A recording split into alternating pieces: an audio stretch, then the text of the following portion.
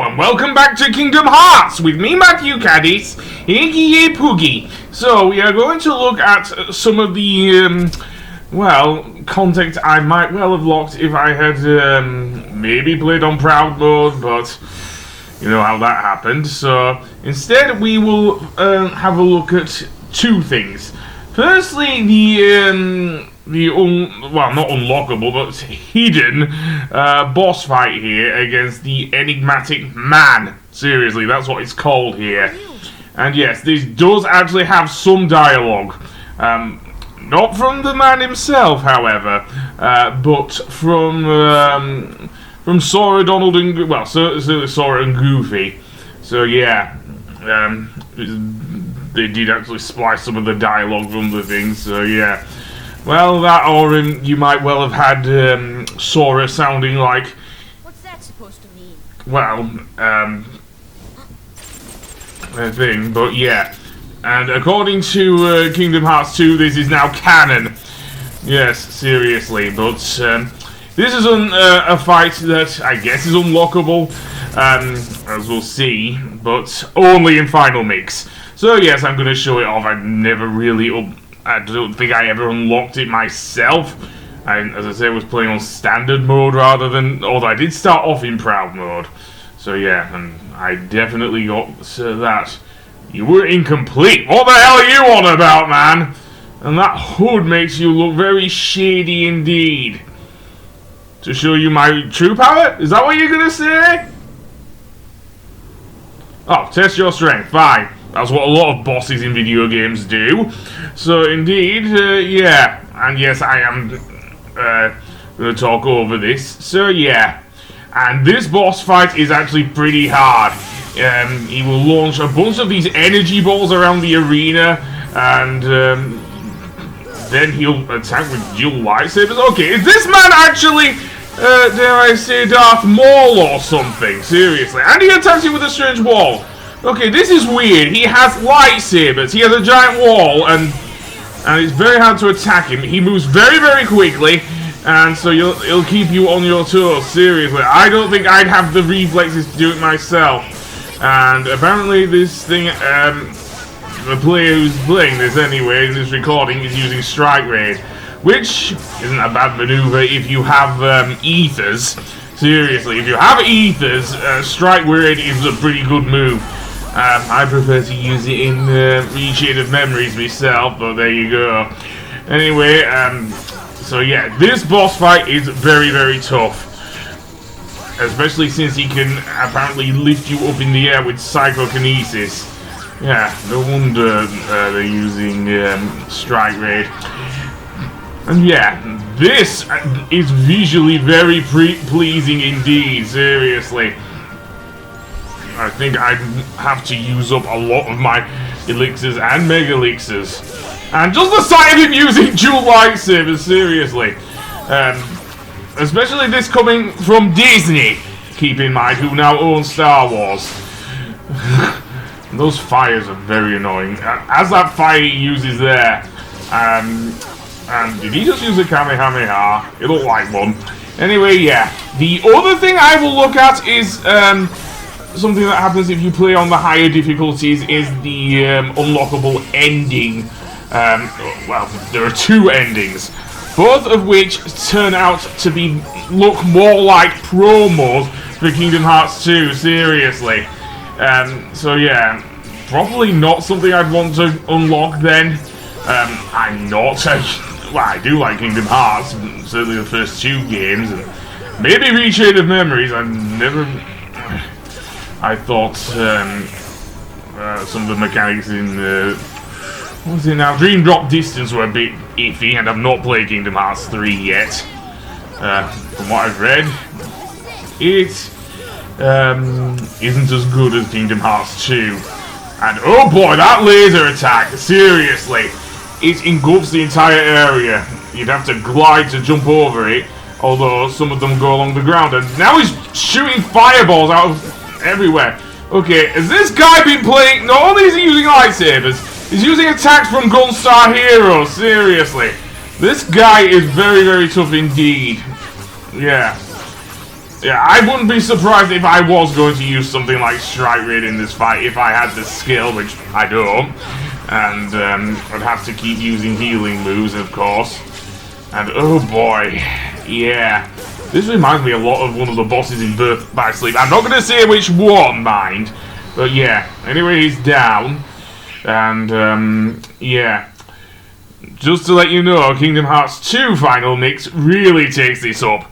Seriously. And apparently he burns up in the atmosphere? Holy shit! Yeah, did we just kill the guy? It looks like we did. Well, I didn't, but you get the idea. Did Sora just kill him? Oh, no he didn't. That was just... sure. Okay, so... What are you talking about? What is he talking about? I don't know what he's talking about, and you can stop time? Okay, this guy's serious, man. Sure, whatever you say, man. I don't even know, really. Until we meet again. Wait, what are you? Yeah, what exactly is he? I don't know, Sora. You are what? You're his father? We only saw his mum, like, off-screen, so maybe he is Sora's father? We only see, to me, a shell? Okay. I was well off with that, but never mind. I thought since we're using dual lightsabers and everything. Anyway, for that fight, you actually get an experience necklace, and apparently Ansem's Report 13 there. As for the unlockable things, well, this kind of teases Kingdom Hearts 2. So, maybe it's better if I stay quiet through these two things, because I find it very hard to keep a thing. Though you do see a new type of Heartless here, something we did not see in game. But yeah, we also see a mysterious. Okay, what's with the black hoods? I do not know, but they are a thing. And yeah, this was actually a promo for Kingdom Hearts 2. I remember this because, of course, over here, Kingdom Hearts 2 came out in 2006, which was a year after YouTube became a thing. Where's Sora? Well, if we're talking about after Kingdom Hearts 1, he's going to find the King and Riku and random Japanese. Yay! You're the soul. Okay, way too much dialogue. Way too much dialogue. But yeah, this was the promo for Kingdom Hearts 2, seriously. We also see here someone by the beach. Okay, who's that? Well, we'll see here. I'm gonna guess that might well be Kairi. That makes sense. And we also see the beginning of this game, sort of. We see Sora in the field we saw earlier, of course, towards the end of the game. We also see a bottle. Now, that is a reference, I think, to something that happened later on, because they've sent messages in bottles, but that's another Kingdom Hearts 2 reference. Again, and some more cloaks, guys. Yeah, again, they will be in a lot of... In fact, in the next chronological game, Chain of Memories, they are, seriously. So yeah, this does read like a promo for Kingdom Hearts 2. Seriously, it's a full-on FMV sequence for Kingdom Hearts 2. Seriously. Were this not... yeah, I probably would not want... Technically, it's good, but... As I say, it's just a promo, basically. Yeah. I mean, it's telling a story, I guess, but... it's later elaborated on within Kingdom Hearts 2, so... indeed, we will see that when I do Kingdom Hearts 2. I'm actually started recording that, but... yeah. And now they're running up the building. Again, if only this were possible in-game, seriously.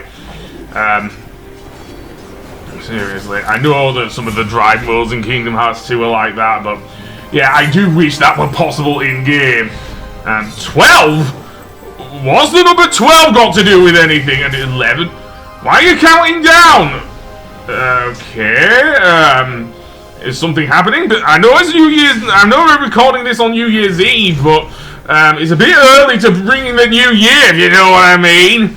But yeah, I blame you, Nomura, for all of this stylized thing and everything. But yeah, that won't, well, maybe not become a thing, but why there's counting down and everything.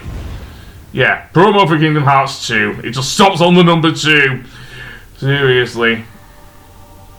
You went to see him? Who's him? The devil? No, we beat his ass. Well, at least until Dream Drop Distance, but yeah, more meaningless metaphors. He looks just like you. Okay. And Sora's flying through the air, unconscious.